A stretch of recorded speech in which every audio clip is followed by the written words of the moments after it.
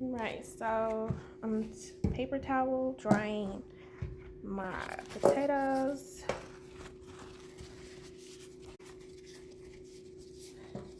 And the directions say you could put olive oil or sea salt or kosher salt, on it if you want, but I definitely don't want that. So I'm just gonna stick it on my sheet pan. I'm only making 2 potatoes. Here we go. My oven is already set at 400. So let's go.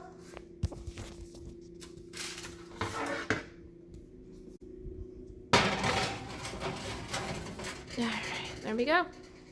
In the oven they go for approximately 1 hour.